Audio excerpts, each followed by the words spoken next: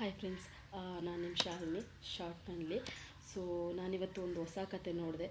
ಕತೆ ಏನನ್ನೋದಂದರೆ ಕಾರು ಅಂತ ಹೇಳಿ ಒಂದು ಶಾರ್ಟ್ ಮೂವಿ.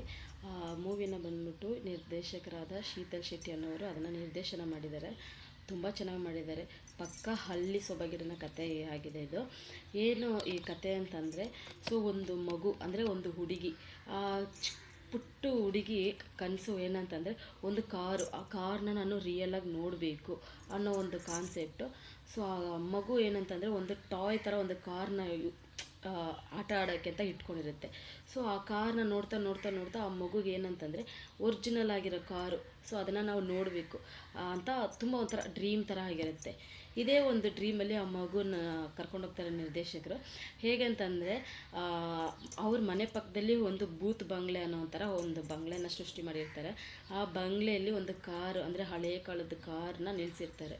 ಆ ಕಾರ್ನ ನಿಲ್ಲಿಸಿದಾಗ ಎಲ್ಲರೂ ಆ ಮನೆಗೆ ಹೋಗೋದಕ್ಕೆ ಹೆದರ್ತಾರೆ. ಬಟ್ ಈ ಮಗು ಬಂದ್ಬಿಟ್ಟು ಆ ಕಾರ್ನ ನೋಡಿ, ನಾನು ಹೇಗಾದರೂ ಮಾಡಿ ಆ ಕಾರ್ನ ನಾನು ಲೈವಾಗಿ ಹೋಗಿ ನೋಡಿಬಿಟ್ಟು ಅದನ್ನು ಮುಟ್ಟಬೇಕು. ಯಾಕಂದರೆ ಆ ಮಗುಗೆ ಅದು ಕಾರ್ನ ರಿಯಲಾಗಿ ನೋಡೋದೇ ಒಂಥರ ಡ್ರೀಮ್ ಆಗಿರುತ್ತೆ.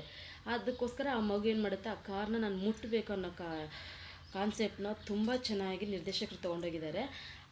ಆ ಮಗು ಏನು ಮಾಡುತ್ತೆ ಅಂತಂದರೆ, ಬೂತ್ ಬಂಗ್ಲೆ ಏನೇ ಆಗಲಿ, ನನಗೇನೇ ಒಂದು ಆದರೂ ಪರವಾಗಿಲ್ಲ, ನಾನು ಹೇಗಾದರೂ ಮಾಡಿ ಆ ಕಾರ್ನ ನೋಡಬೇಕು ಅನ್ನೋ ಒಂದು ಡ್ರೀಮಿಂದನೇ ಮಗು ಹೋಗಿ ಆ ಕಾರ್ನ ಹತ್ರ ನಿಂತ್ಕೊಳ್ಳುತ್ತೆ.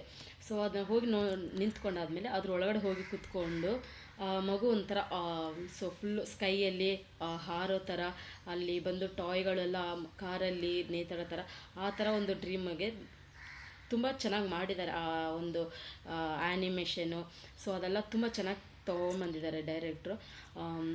Very good concept. ಸೊ ನೀವು ನೋಡಿಬಿಟ್ಟು ಅದನ್ನು ಮೂವಿಗೆ ಸಪೋರ್ಟ್ ಮಾಡಿ. ಹಾಗೆ ಏನು